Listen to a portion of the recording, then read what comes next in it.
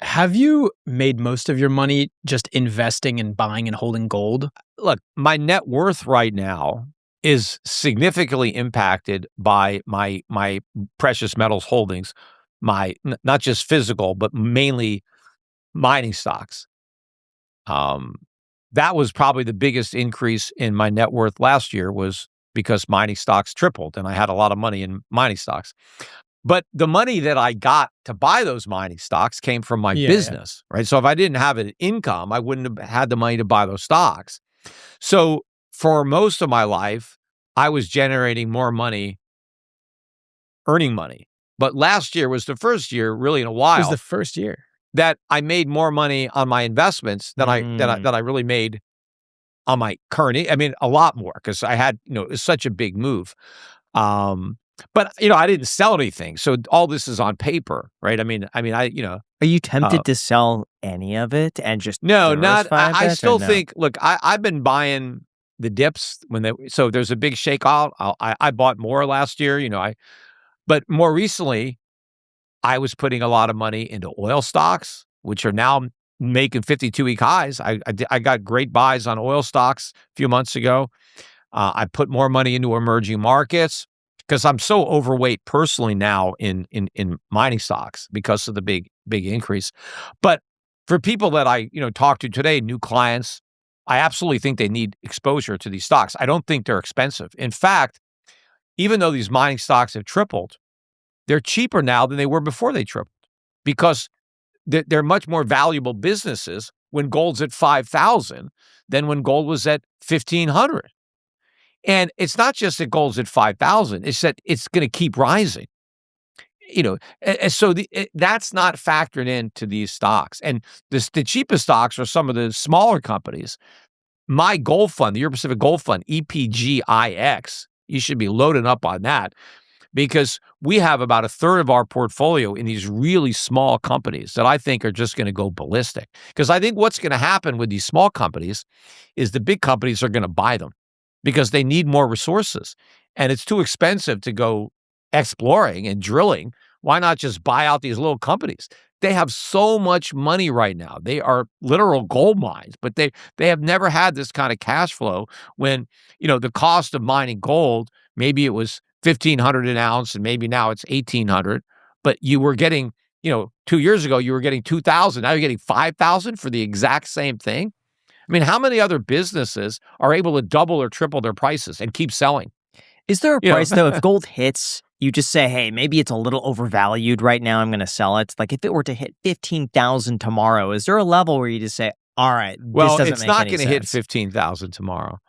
But if it did, yeah, maybe I'd sell some. Gold doesn't. Well, I would definitely not buy any Bitcoin. Yeah. I wouldn't buy any Bitcoin. But no, actually, if gold hit 15,000 tomorrow, it'd be because we were in an all-out dollar crisis. And so the question is, if I sold my gold, what would I buy? I mean, I might not want dollars. I might sell it for Swiss francs. I might sell it for stocks, right? Because it could be like the dollar is just imploding, and it's like like a hot potato, like, or musical. You don't want to get caught with it. If that were to happen, I mean, something would have to be seriously going on. Is the dollar crisis reversible? Like, could we change course? I think we've gone past the point of no return. I think that maybe the big beautiful bill kind of cemented it. I mean, when Trump was elected with a mandate to cut government spending, I mean, Elon Musk was almost going to be a co-president.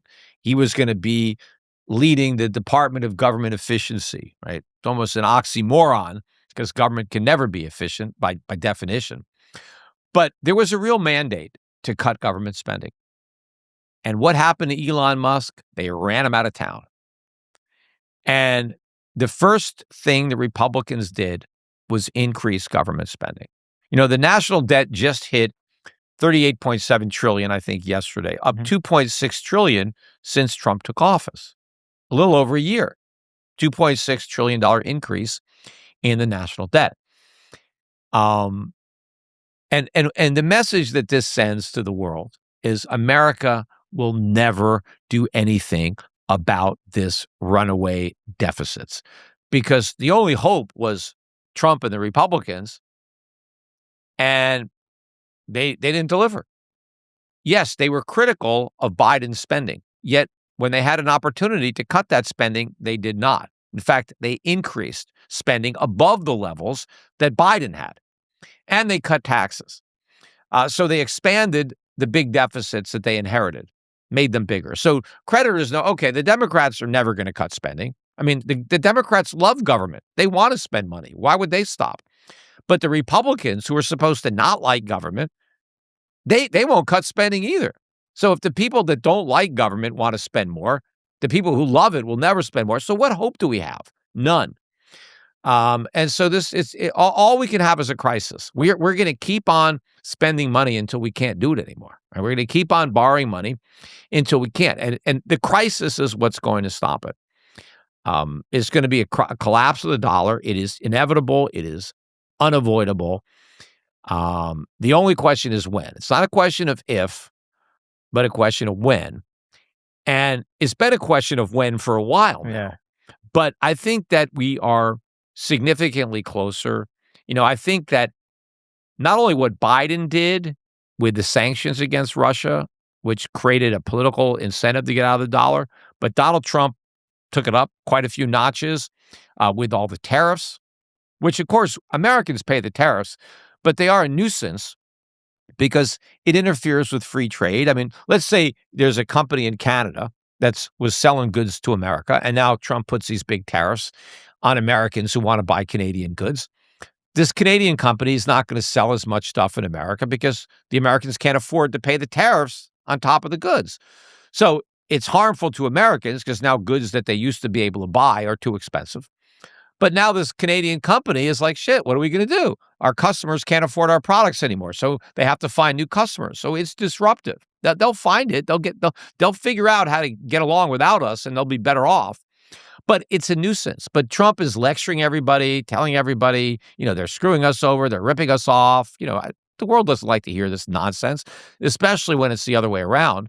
But I think maybe the straw that broke the camel's back was not what happened in Venezuela, but the threat to invade Greenland. The fact that Donald Trump openly spoke out loud for weeks about the U.S. invading Greenland, about us trying to buy it, but if we couldn't buy it, we were just going to take it. I think that was a real, eye-opener for the rest of the world. And up until then, I think the world viewed America as a benevolent force for world peace, for good. That, yes, we had this big military, but that was good because it would be used to defend freedom, to defend the world. When Donald Trump raised the possibility of using our military to take Greenland by force, a completely peaceful country that is no threat to the United States, but Trump said, we need it, we want it, and we've got the might, and we're going to take it. I think that was a real wake-up that the world says, you know what? We got to do something about America. They got too much power. We can't keep financing this because if it wasn't for the world, holding the U.S. dollar as a reserve currency and lending us all this money and supplying us with all these goods, we could not have this big military. We couldn't afford it. We can't pay for it. And so the world is like, you know what? We got to stop subsidizing this. They're too big. They're too powerful. And if they move away from the dollar, they will collapse the economy. And we're going to have to slash our military spending. We're going to have to pull back a lot of troops because we won't be able to afford to pay them, to supply them. And we're going to be dealing with, riots in the streets. I mean, we're going to have a lot of problems. We're not going to be able to worry about what's happening in Greenland when they're rioting, in the cities because people can't afford food and, they can't afford electricity.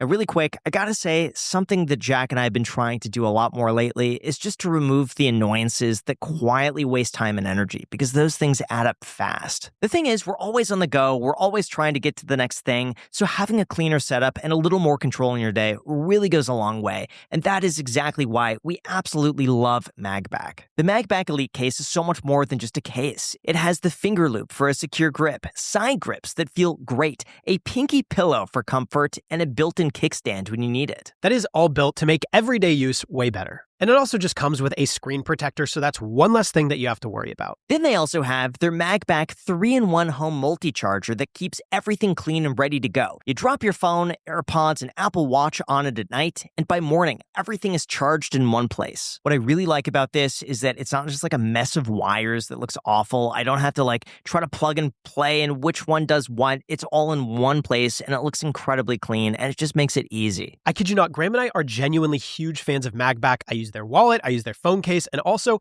on the side of my Tesla screen, I put my phone up there. It is so helpful. Check it out with this footage. I can guarantee if you're on Apple or Android, they have something for you. So if you want to make your setup cleaner and way more efficient, definitely check them out with the link down below, and don't forget to use our code, which is also down below.